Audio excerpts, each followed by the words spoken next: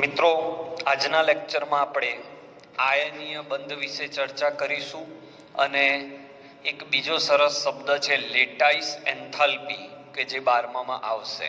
તો સહસંયોજક બંધ ઉપર લેંગમ્યુરે સુધારા કરી દીધા હતા લુઈસના. હવે આયનીય બંધની વાત કરીએ. આયનીય બંધને બીજું શું કહેવાય છે? તો આયનીય બંધને બીજું વિદ્યુત સંયોજક બંધ પણ કહેવાય છે. ઓકે, તો આયનીય બંધ કેવી રીતે બનશે? તો આયનીય બંધ બનવાની સરળતાનો આધાર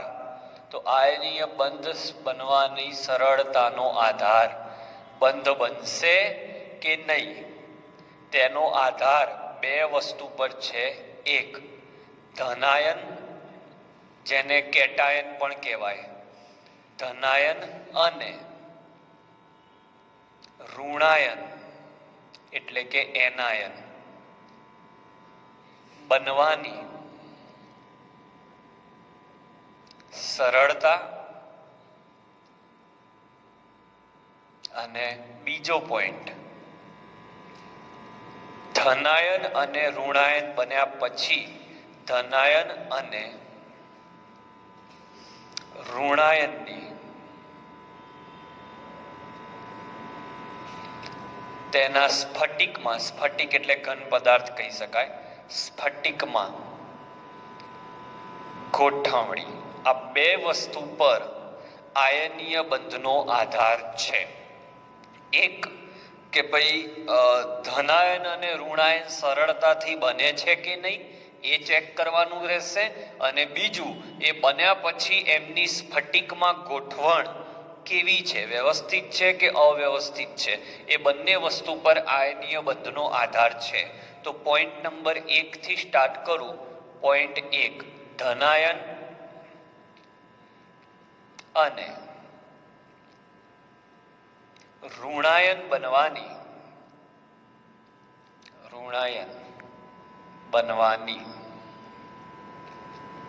સરળતા.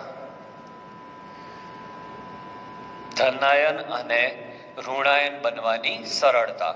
તો એના માટે આપણે ચેપ્ટર 3માં જવું પડશે કે કોઈ પણ ધાતુ તત્વ વાયુ સ્વરૂપમાં હોય કે કોઈ પણ તત્વ એ ઇલેક્ટ્રોન ગુમાવીને, એક ગુમાવે કે કેટલા ગુમાવે આપણા પર આધારિત છે, કેવું તત્વ લીધું છે. એક ગુમાવે તો એક વાર પ્લસ, 10 ગુમાવે તો 10 વાર પ્લસ, n ગુમાવે તો n વાર પ્લસ. ઓકે, એ રીતે હોય. આ ગેસ છે તો આ પણ ગેસ થશે. તો એમમાંથી ઇલેક્ટ્રોન દૂર કરીને ધનાયન બનાવવું, આના માટે આપવી પડતી ઉર્જાને ચેપ્ટર નંબર 3માં આપણે શું કહ્યું હતું મિત્રો? આયનીકરણ એન્થાલ્પી. આયનીકરણ એન્થાલ્પી ડેલ્ટા IH. અને કેવું મૂલ્ય હોય? ધન મૂલ્ય હોય. ઓકે, તમે જાણો છો કે ઇલેક્ટ્રોનને દૂર કરવા માટે ઉર્જા આપવી પડે. ઉર્જા આપવી પડે છે એટલે આ પ્રક્રિયા ઉષ્મા શોષક હોય. ઓકે, તો જેટલી અહીંયા પરમાણુની અંદર જેટલું આકર્ષણ વધારે હશે એના ઇલેક્ટ્રોન પ્રત્યે, એટલું એમાંથી ઇલેક્ટ્રોન દૂર કરવા માટે ઉર્જા વધારે આપવી પડશે. તો આયોનાઇઝેશન એન્થાલ્પીનું ધન મૂલ્ય વધારે થશે, જે યોગ્ય કહેવાય નહીં. કારણ કે જો સરળતાથી ઇલેક્ટ્રોન નહીં નીકળે તો એ સરળતાથી ધન આયન નહીં બને. જેમ કે સરળતાથી ધન આયન કોણ બનાવે? તો આપણે જાણીએ છીએ, આલ્કલી ધાતુ તત્વો સરળતાથી ધન આયન બનાવે છે. કારણ કે આપણે ચેપ્ટર 3માં ભણ્યા, તેનું આયનીકરણ એન્થાલ્પીનું મૂલ્ય ઘણું જ ઓછું છે. જેમ કે હું સોડિયમની વાત કરું તો સોડિયમ વાયુરૂપ સ્વરૂપમાં ગણતરી લઈએ અને સરળતાથી એ ઇલેક્ટ્રોન ગુમાવે છે. એટલે તે આયનીય બંધ બનાવવા માટે સક્ષમ છે. એનું ધન મૂલ્ય પ્રમાણમાં ઓછું છે, ઓછી ઉર્જા આપવી પડે છે, એટલે એ ધન આયન સરળતાથી બનાવે. હવે હું નાઇટ્રોજનને એમ કહું કે ભાઈ તું ધન આયન બનાય ને, તો એ ના પાડશે, એટલે નાઇટ્રોજન એ ધન આયન સરળતાથી બનાવતો નથી. તો આ ધન આયનની વાત પૂરી થઈ. ચલો આવી જ રીતે આ ધન આયનની ચર્ચા પૂરી થઈ. આવી રીતે આપણે ઋણ આયનની ચર્ચા કરીએ. તો ઋણ આયન માટે કોઈ તત્વ ધારી લો X છે અને એ ઇલેક્ટ્રોન મેળવી અને ઋણ આયન બને છે. ઋણ આયન બને છે. તો કોઈ પણ પરમાણુ ઇલેક્ટ્રોન મેળવીને ઋણાયન બને તો એને ઇલેક્ટ્રોન મેળવ્યો છે. ઇલેક્ટ્રોન મેળવ્યો એટલે આ ઘટનાને ઇલેક્ટ્રોન પ્રાપ્તિ કહેવાય. ઓકે, અને એના માટે જે ઉર્જા ઉત્પન્ન થાય, મોટા ભાગે ઉર્જા ઉત્પન્ન થતી હોય, તો ઇલેક્ટ્રોન પ્રાપ્તિ એન્થાલ્પી ડેલ્ટા EGH નું મૂલ્ય ઋણ હોય. એટલે મોટા ભાગે સામાન્ય રીતે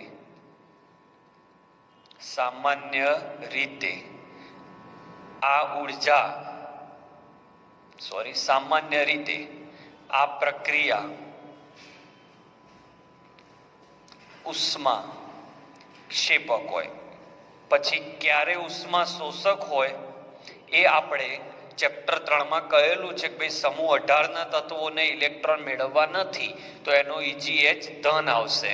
તો સમજો મિત્રો, જેટલી સરળતાથી ઇલેક્ટ્રોન દૂર થતા હશે એટલો સરળતાથી ધનાયન બનશે, અને જેટલું ઋણ ઇલેક્ટ્રોન કોઈ પણ તત્વ જેટલી સરળતાથી ઇલેક્ટ્રોન મેળવશે એટલો તે સરળતાથી ઋણાયન બનાવશે. એટલે આપણો પહેલો મુદ્દો પૂરો થાય કે કેટલી સરળતાથી ધનાયન બને છે અને કેટલી સરળતાથી ઋણાયન બને છે. આ બંનેને ધ્યાનમાં રાખીએ તો જ આયનીય બંધની માહિતી મળે. તો એક શોર્ટ વાક્ય લખું છું જેનાથી પહેલો મુદ્દો એકદમ ક્લિયર થઈ જશે કે જે તત્વોના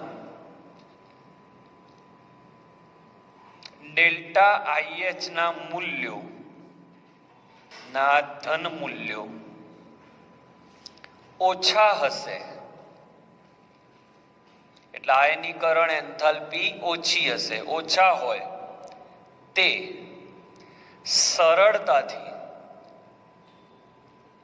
સરળતાથી ધનાયન બને.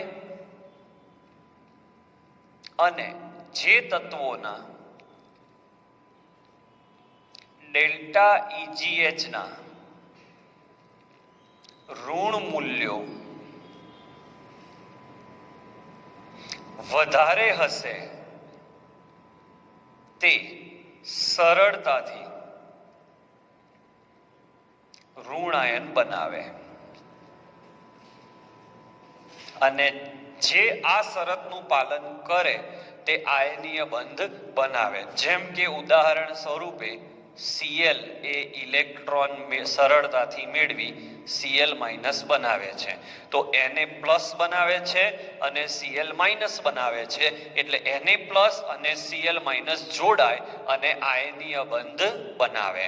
તો NaCl આયનીય બંધ બનાવશે કે નહીં તેનો આધાર તેમાં રહેલો ધનાયન સરળતાથી બને છે કે નહીં એ જોવાનું, અને એમાં રહેલો ઋણાયન સરળતાથી બને છે કે નહીં એ જોવાનું. તો પોઈન્ટ 1 અહીંયા કોન્સેપ્ચ્યુઅલ પૂરો. હવે આપણે પોઈન્ટ 2 માં જઈએ છીએ, જે ધોરણ 12 નો છે, થોડો ટફ છે, એટલે થોડુંક ધ્યાન રાખજો. ઓકે, સ્ક્રીનશોટ લઈ લો.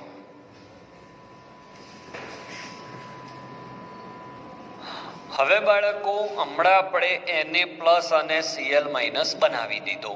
હવે બીજા પોઈન્ટમાં આવ્યા કે એ Na+ અને Cl- ની સ્ફટિકમાં ગોઠવણી કેવી રીતે થશે.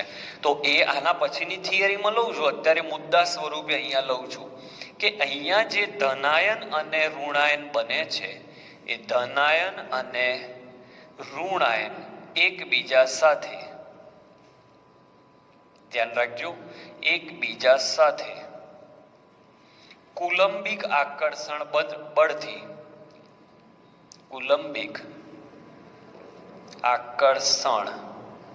બળથી જોડાયેલા હોય છે. અને સૂત્ર છે તમારી પાસે F બરાબર K Q1 Q2 by R². હવે એકબીજા સાથે જોડાય ત્યારે ક્યાં એમની ગોઠવણ ક્યાં થાય? તો આવા ધનાયન અને ઋણાયનની ત્રિપરિમાણમાં, ત્રિપરિમાણ એટલે 3D માં, ત્રિપરિમાણમાં નિયમિત, નિયમિત એટલે કે ભાઈ એક ખૂણે ધન આયન આવ્યો, પછી એક ધાર ઉપર ઋણાયન આવ્યો, પાછો ખૂણા પર ધન આયન આવ્યો તો પાછો ધાર ઉપર ઋણાયન જ આવે. એટલે ધન ઋણ જેવી ગોઠવણ એકવાર થઈ એવી જ ગોઠવણ નિયમિત રીતે થવી જોઈએ. નિયમિત અને પુનરાવર્તિત થવી જોઈએ, વારંવાર એનું પુનરાવર્તન થતું હોય. ધનાયન અને ઋણાયનની ત્રિપરિમાણમાં નિયમિત પુનરાવર્તિત ગોઠવણી હોય તો તે સ્ફટિક રચના કહેવાય. એને શું કહેવાય? સ્ફટિક રચના. હમણાં હું NaCl ની સ્ફટિક રચના દોરીને બતાવું છું, કારણ કે અલગ થિયરીમાં મારે લેવાની છે, એટલે એમાં નવા વિડીયોની અંદર હું બતાવું છું. તો ધનાયન અને ઋણાયનની ત્રિપરિમાણમાં નિયમિત અને પુનરાવર્તિત ગોઠવણી હોય તો તે સ્ફટિક રચના કહેવાય છે. ઓકે, હવે જ્યારે શું થાય તો ધનાયન અને ઋણાયન નજીક આવે એટલે એમની વચ્ચે આકર્ષણ થાય. આકર્ષણ થવાથી બંધ નિર્માણની ઘટના થાય. બંધ હોય નહીં, એક પ્રકારે બંધ નિર્માણ કહેવાય. બંધ નિર્માણની ઘટના થાય. બંધ નિર્માણની ઘટના એ ઉષ્મા ક્ષેપક છે, એટલે ઉષ્મા ઉત્પન્ન થાય. અને આ જે ઉષ્મા ઉત્પન્ન થઈ એને લેટાઇસ એન્થાલ્પી કહેવાય. વ્યાખ્યા હું હમણાં લખવાનો છું. લેટાઇસ એન્થાલ્પી કહેવાય. Okay, lattice enthalpy. Lattice enthalpy ધન પણ હોઈ શકે, ઋણ પણ હોઈ શકે. હું હમણાં સમજાવું છું. તો લાસ્ટ પોઈન્ટ, ધનાયન અને ઋણાયન જેમ આકર્ષણ વધુ, ધ્યાન રાખજો, જેમ આકર્ષણ વધુ તેમ લેટાઇસ એન્થાલ્પી વધુ ઉત્પન્ન થાય. જેટલી ઉષ્મા વધારે ઉત્પન્ન થાય એટલા એ અણુની ઉર્જા, અણુ બન્યો ને હવે Na+ અને Cl-, અણુની ઉર્જા ઓછી થાય. અને હું રોજ કહું છું કેમેસ્ટ્રીનો કોન્સેપ્ટ કે જેટલી ઉર્જા ઓછી થશે એટલી અણુની સ્થાયીતા વધશે. હું રોજ બોલું છું કેમેસ્ટ્રીના લેક્ચરોમાં કે જેટલું ધનાયન અને ઋણાયન વચ્ચે આકર્ષણ વધારે હશે એટલું બંધ નિર્માણની ઘટના સરળ થશે. અને બંધ નિર્માણ થશે એટલે ઉષ્મા ઉત્પન્ન થશે, જેને લેટાઇસ એન્થાલ્પી કહીશું. અને વ્યાખ્યા તો પછી આવશે. લેટાઇસ એન્થાલ્પી કહીએ છીએ જેટલી ઉર્જા બહાર ફેંકાઈ જશે એટલી અણુની ઉર્જા ઓછી થશે. અને અણુની ઉર્જા ઓછી થશે એટલું અણુની સ્થાયીતા વધશે. આમ 2 પોઈન્ટ જો ઓકે હોય તો આયનીય બંધ બને. કયા 2 પોઈન્ટ? ધનાયન અને ઋણાયન સરળતાથી બનવા જોઈએ, અને આ રીતે બનેલા ધનાયન અને ઋણાયનની ત્રિપરિમાણમાં નિયમિત રીતે પુનરાવર્તિત ગોઠવણ થવી જોઈએ. જો આ 2 શરતનું પાલન થાય તો જ આયનીય બંધ બને. કઈ 2 શરતનું પાલન મિત્રો? ફરીથી બોલું છું, ધનાયન અને ઋણાયન સરળતાથી બનવા જોઈએ. ક્યારે સરળતાથી બને? ધનાયનની આયનીકરણ તત્વની આયનીકરણ એન્થાલ્પી ઓછી હોવી જોઈએ તો સરળતાથી ધનાયન બને. અને તત્વની EgH નું મૂલ્ય વધારે ઋણ હોવું જોઈએ તો પણ તે સરળતાથી બને. અને આ રીતે સરળતાથી બન્યા પછી એમની ત્રિપરિમાણમાં, તમે જે રૂમમાં બેઠા છો એ ત્રિપરિમાણ કહેવાય, ત્રિપરિમાણમાં નિયમિત રીતે અને પુનરાવર્તિત ગોઠવણ થવી જોઈએ. અને આવું બને ત્યારે એમની વચ્ચે આકર્ષણ બળ હોય. એ આકર્ષણ બળ જેટલું વધારે એટલું બંધ નિર્માણની ઘટના વધારે, જેટલું બંધ નિર્માણ વધારે એટલી ઉષ્મા વધારે ઉત્પન્ન થાય, અને જેટલી ઉષ્મા વધારે ઉત્પન્ન થાય એટલી અણુની ઉર્જા, લિસન કેરફુલી, ઉર્જા બહાર ફેંકાઈ ગઈ એટલે અણુની પોતાની ઉર્જા ઓછી થઈ ગઈ. અને રસાયણ વિજ્ઞાન એવું કહે છે કે જેટલી ઉર્જા ઓછી એટલો તે અણુ સ્થાયી. ઓકે, સ્ક્રીનશોટ લઈ લો. આ લેક્ચર અહીંયા પૂરો થાય છે. આના પછીનો વિડીયો પણ આને જ લગતો છે.